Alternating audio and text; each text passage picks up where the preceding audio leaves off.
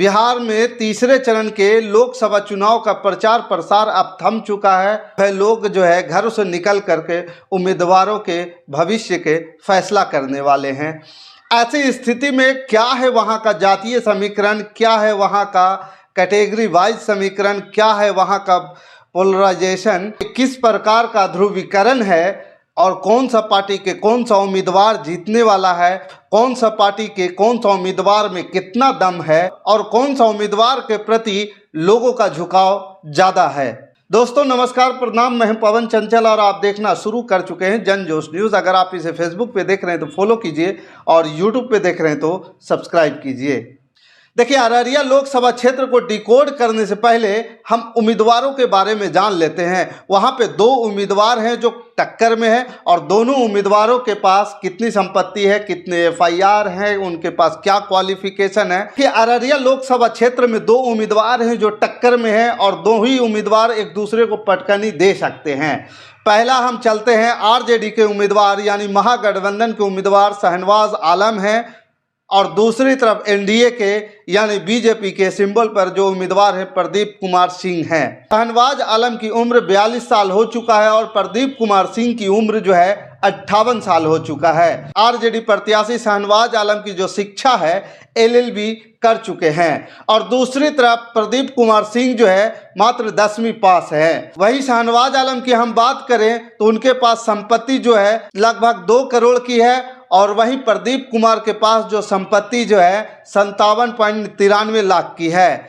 अगर हम अब इनकी छवि की बात करें तो वहीं शाहनवाज आलम के ऊपर क्रिमिनल केस 1 है और प्रदीप कुमार सिंह के ऊपर 4 क्रिमिनल केस हैं। ये था दोनों प्रत्याशियों का कंपैरिजन, किसके पास क्या है और क्या नहीं है और कौन इसमें आगे है और कौन पीछे है। अब हम बात करते हैं अररिया लोकसभा क्षेत्र की। देखिए, अररिया लोकसभा क्षेत्र के चुनावी मैदान में इस बार 9 प्रत्याशी मैदान में हैं, लेकिन यहाँ टक्कर जो है 2 ही दलों के बीच है। पहला एनडीए की तरफ से भाजपा प्रत्याशी प्रदीप कुमार सिंह है और दूसरी तरफ से इनके सामने महागठबंधन या कहीं इंडिया गठबंधन के राजद प्रत्याशी मोहम्मद शाहनवाज आलम हैं।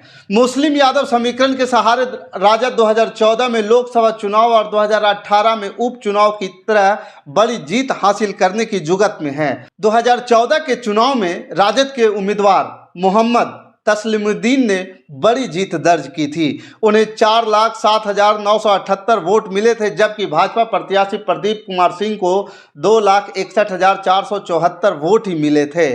मोहम्मद तस्लीमुद्दीन के निधन के बाद 2018 में लोकसभा उपचुनाव में उनके बेटे सरफराज आलम को जीत मिली।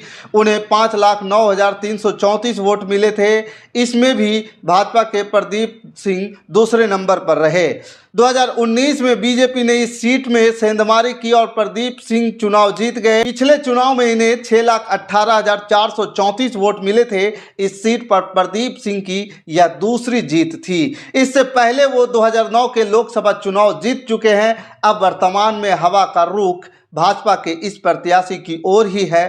प्रदीप अररिया से तीसरी बार सांसद बन सकते हैं। लेकिन अररिया में जो है दोनों दलों का बड़ा दावा है और दोनों दलों का दावा ये है कि हमारी प्रत्याशी या हमारा उम्मीदवार जो है भारी मतों से यहाँ पे विजय प्राप्त कर रहा है। यहाँ पे कोई भी टक्कर नहीं है। तमाम प्रकार की बातें हो रही है, लेकिन समीकरण क्या कह रहा है इसको भी थोड़ा समझने की जरूरत है। अब देखिए, राजद के नेताओं का कहना है कि वहाँ हवा का रुख इनकी पार्टी की ओर है, इंडिया गठबंधन के उम्मीदवार की ओर है। इसका कारण है कि 2014-2019 के लोकसभा चुनाव में जो वादा प्रधानमंत्री नरेंद्र मोदी ने जनता से किया था उन वादों को पूरा नहीं कर पाए। 15 लाख रुपए लोगों के बैंक अकाउंट में दिए जाने के प्रधानमंत्री की बात पर गृह मंत्री ने कहा था कि चुनावों में वैसे जुमले कहे जाते हैं, सीधे तौर पर सारी व्यवस्था में प्रधानमंत्री फिजड्डी साबित हुए।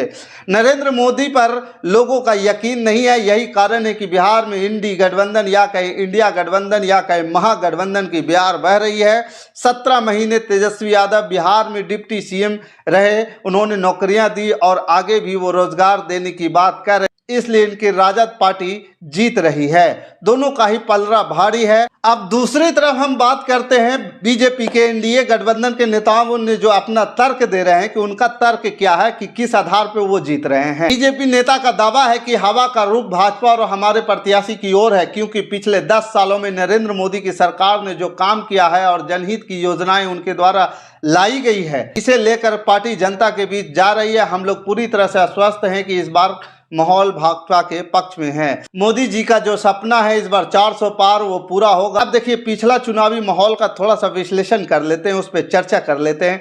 2019 के लोकसभा चुनाव में भाजपा और राजद के प्रत्याशियों के बीच जीत हार का अंतर बड़ा था। भाजपा के प्रदीप कुमार सिंह पोस्टल बैलेट सहित कुल 6,16,992 वोट मिले थे, जबकि राजद के सरफराज आलम को 4,80,482 वोट पड़े थे। दोनों प्रत्याशी के जीत और हार के बीच 1,36,510 मतों का अंतर था।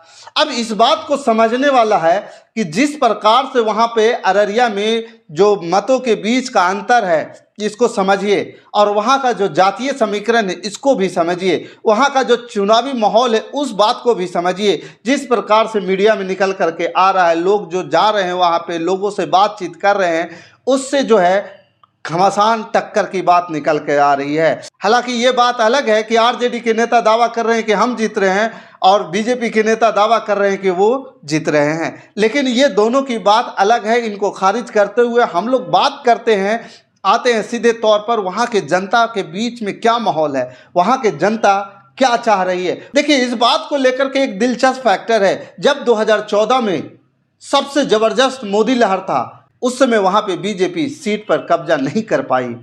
2014 के बाद फिर उपचुनाव हुए, वहाँ पे उस समय भी बीजेपी का ज़बरदस्त लहर था। उस समय प्रधानमंत्री नरेंद्र मोदी का वर्चस्व आसमान छू रहा था और चारों तरफ मोदी ही मोदी के नारे लग रहे थे, मोदी ही मोदी हो रहा था। लेकिन क्या हुआ, उस समय भी वहाँ पे अररिया लोकसभा सीट पर मोदी का जादू नहीं चल पाया था।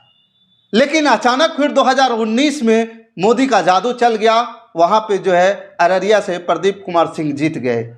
अब 2024 में क्या वो 19 वाला वर्चस्व बरकरार रहेगा, ये थोड़ा सा कहना मुश्किल होगा, लेकिन ये भी नकारा नहीं जा सकता है। लेकिन ये भी नकारा नहीं जा सकता है कि वहाँ से आरजेडी हार रही है, क्योंकि टक्कर घमासान है। बाकी देखना ये दिलचस्प होगा किसको ज़्यादा वोट मिलता है, घरों से लोग निकलकर किसको वोट देने जा रहे हैं, ये थोड़ा दिलचस्प होगा। बाकी ये कहने थोड़ा जल्दबाजी होगा कि यहाँ से कौन जीत रहा है, ये तो 4 जून को ही क्लियर और स्पष्ट पता चल पाएगा कि इस लोकसभा सीट पर किसका कब्जा हुआ। बाकी आपको क्या लगता है कि यहाँ से कौन आगे जाने वाला है, किसका उम्मीद ज़्यादा है और कौन सा आधार बन रहा है यहाँ पे जीतने का, क्या है विकास का मुद्दा, आप हमें कमेंट कर ज़रूर बताइएगा। हमारे साथ बने रहने के लिए धन्यवाद। जय हिंद, जय भारत।